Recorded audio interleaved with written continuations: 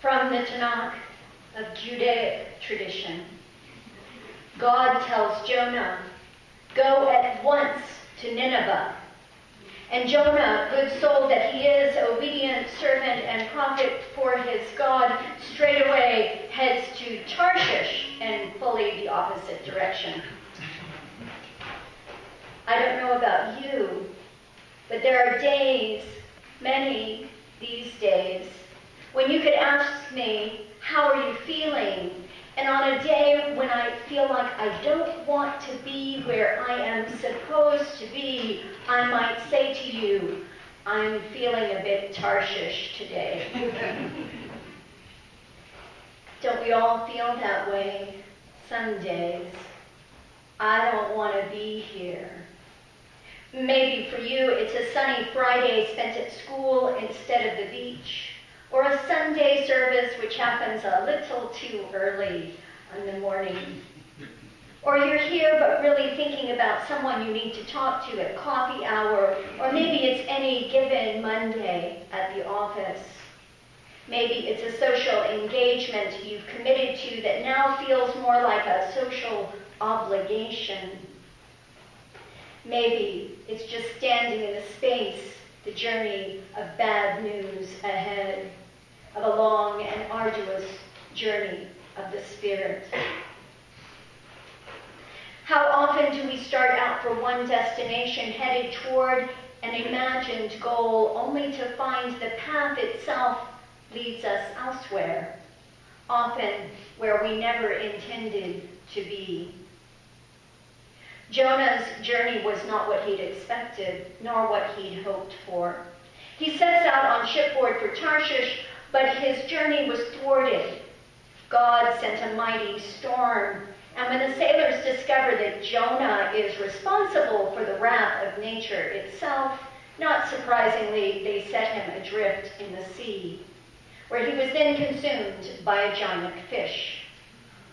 There, praying for 3 days in the belly of the behemoth, Jonah was finally granted mercy by his God, who allowed the fish to vomit him up on shore. No surprise, Jonah then consented, in a fashion, to head to Nineveh after all.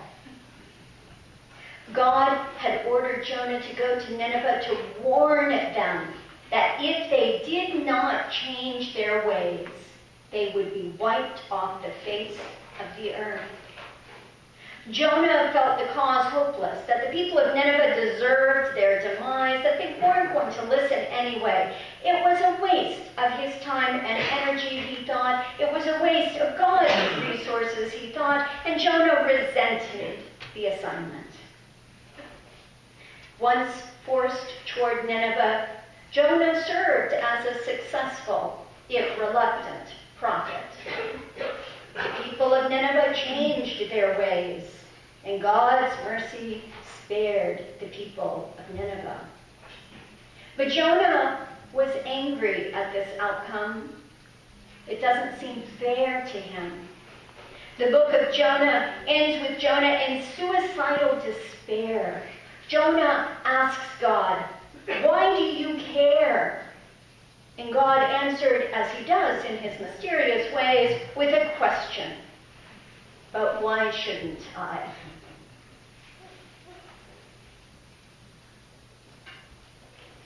I wake to sleep and take my waking slow. I feel my fate in what I cannot fear. I learn by going where I have to go.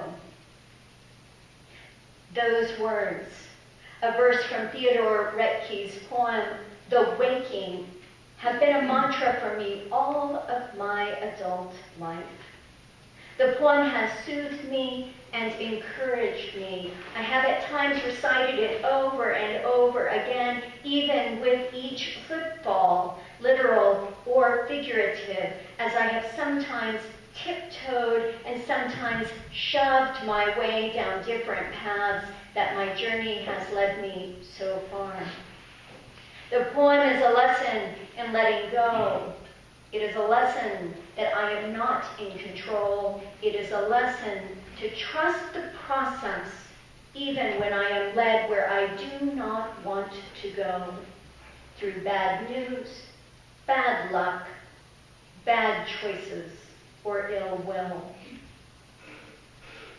I remember many years ago now how my life changed in a sudden heartbeat. I was standing in a parking lot outside a Virginia office building.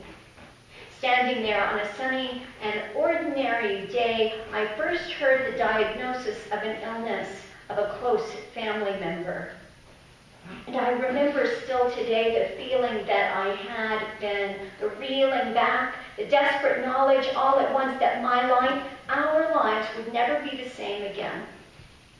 I remember how desperately I wanted to claw my way back in time to just 5 minutes ago, before I knew the bad news. I wanted to wallow one more hour in blissful ignorance. I wanted to grasp at the past or spring into the future. I wanted to be anywhere except in this painful present path of the moment. But hope and trust lie only in the present, are only in the journey. And a journey of hope can only be told in stories of the heart. And the poet writes, "We think by feeling, what is there to know?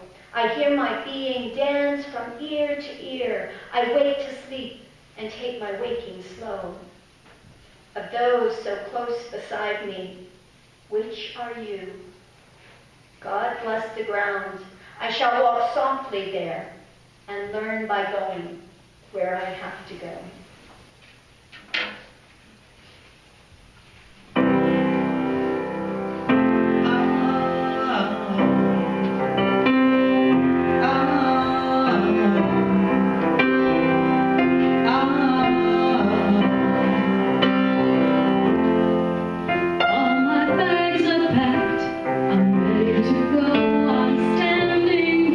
Outside your door, I hate to wake you up.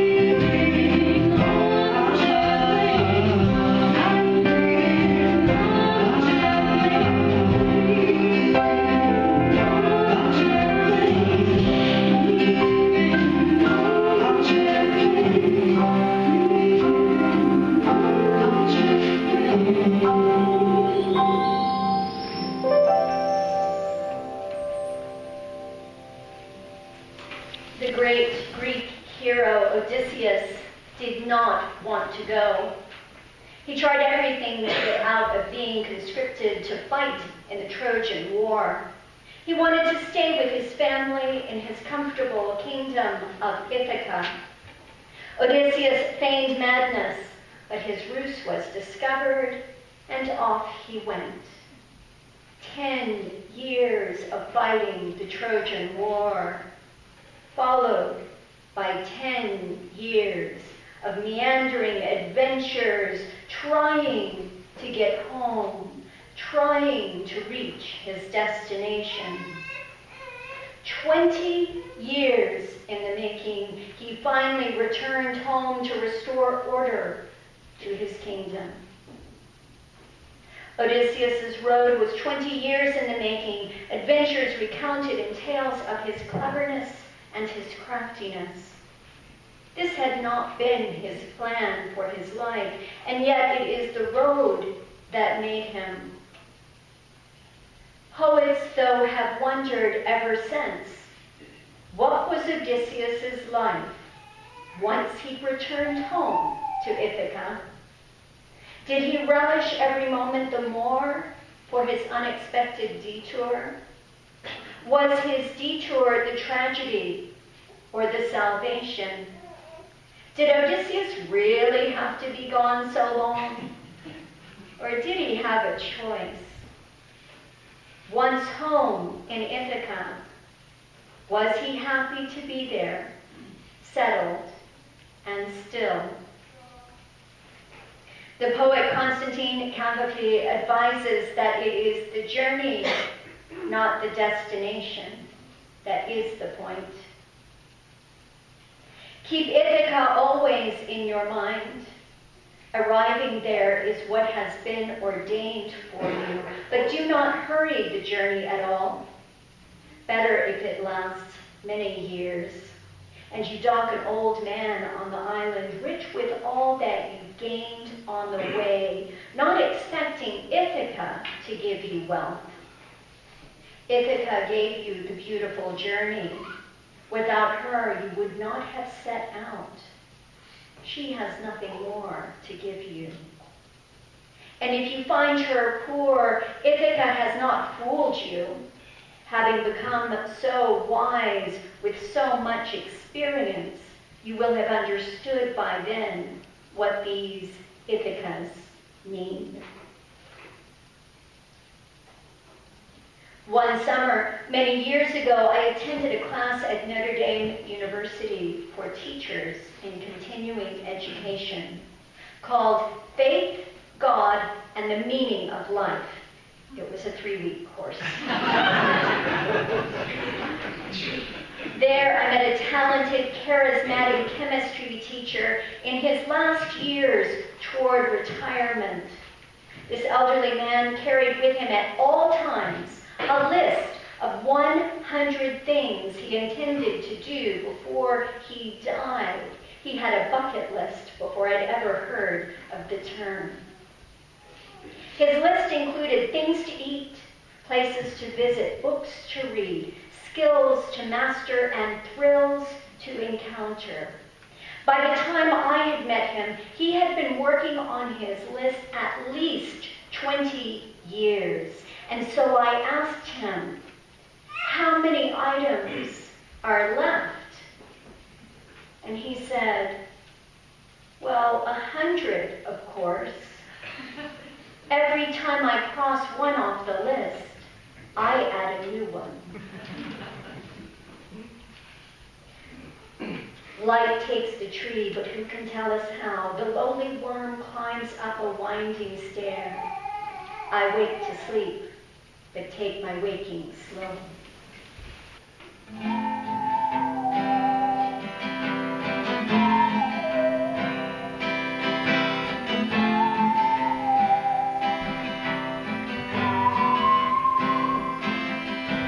Moon is high, there's a veil of cloud, like a wedding dress, a funeral shroud. The land lies sleeping, stark and still,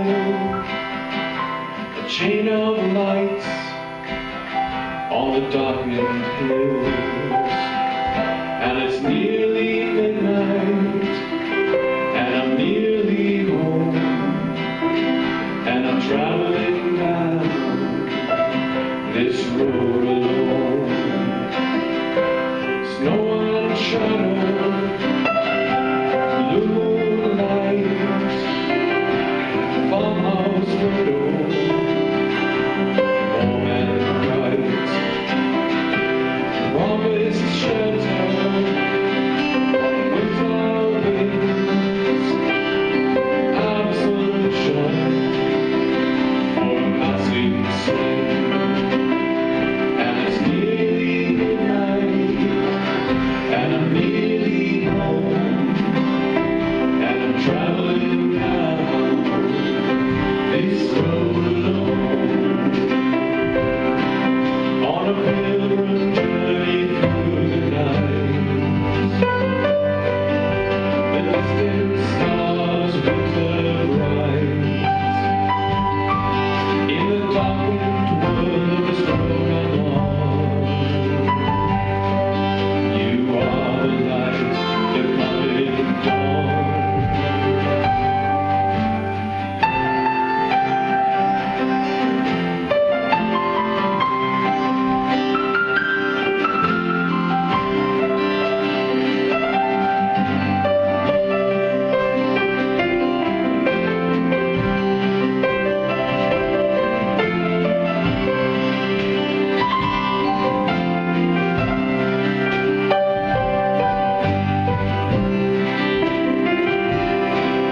On a silver journey through the night,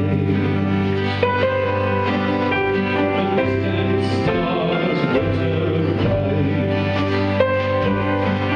in the darkened world of this road I'm on. You are the light, the coming dawn. Lake lies silent, still as stone, hard as rock,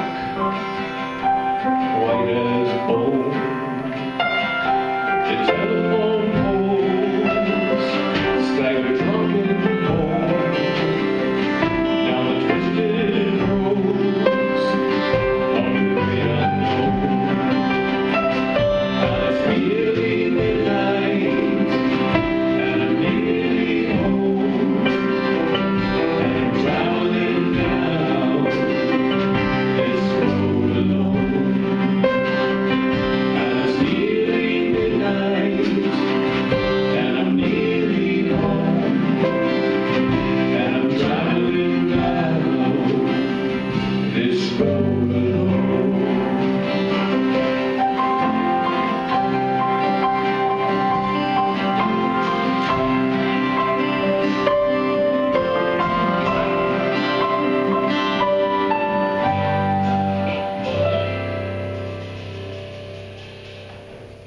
It is 3 minutes till midnight. 3 minutes till midnight, according to the doomsday clock. Last Wednesday, the board that runs the Bulletin of Atomic Scientists moved the minute hand on this symbolic doomsday clock closer to disaster, because, they said, the probability of global catastrophe is very high. The board of more than 20 scientists, 17 of whom are Nobel laureates, explained that in 2015, unchecked climate change, global nuclear weapons modernizations, and outsized nuclear weapon arsenals pose extraordinary and undeniable threats to the continued existence of humanity. The choice is ours, and the clock is ticking. So say our modern prophets. Change your ways, say the scientists, but how? We have lived this way for so long. What difference, we wonder, can my little bit make in the history of the entire planet, for the whole cosmos? The poet writes, "Great nature has another thing to do to you and me, so take the lively air, and lovely, learn by going where to go." In a Buddhist teaching, enlightenment is represented as a mountain that we can see far away on the horizon. In order to move toward the summit of enlightenment, we can do one of two things. We might keep our eyes on the mountain itself, knowing that our unattended feet may stumble or stray from their intended path. But with our sight on the mountain, we are assured one way or another to make some progress toward it, one step at a time. But there are other times when the way seems too difficult, we cannot find our footing, and that mountain seems too far away. And so instead we must turn our eyes back to the path itself, to trust the path, trust the process that it will lead us where we need to go, whether to our intended destination or no, but we remain on the path. Either way, looking at the mountain or staring at our feet, we are called to continue the journey, attending to our effort, mindful of the steps that carry us. This is the path of hope. It is the path of true freedom.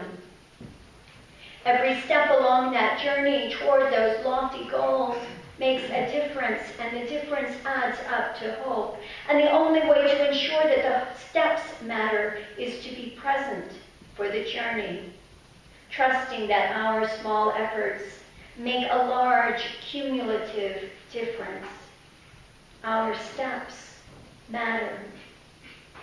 Keep your feet aimed at the mountain peak that is your goal, but heed the path as well, for should you manage to climb over the mountain, all that you will see, like that mythical bear in that children's song, is the other side of the mountain.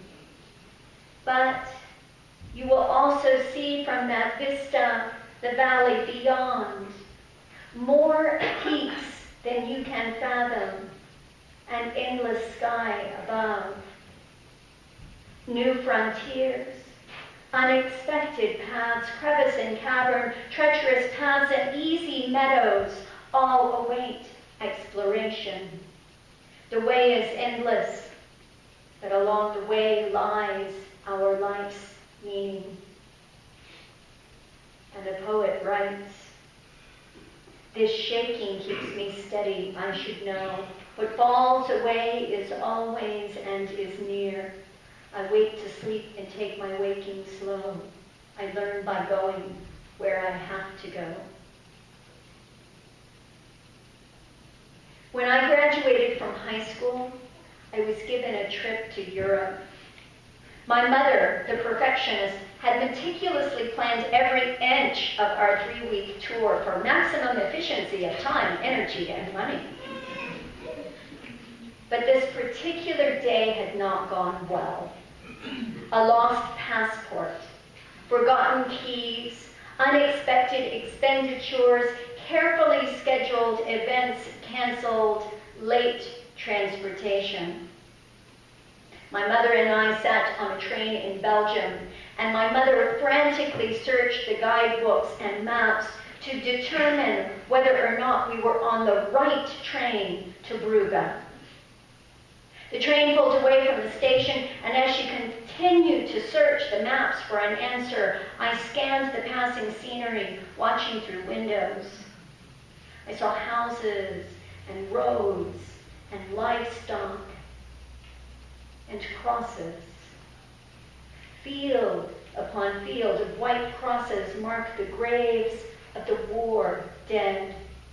The Belgian countryside is dotted with such cemeteries, each grave marked with a simple white cross, crosses beyond number.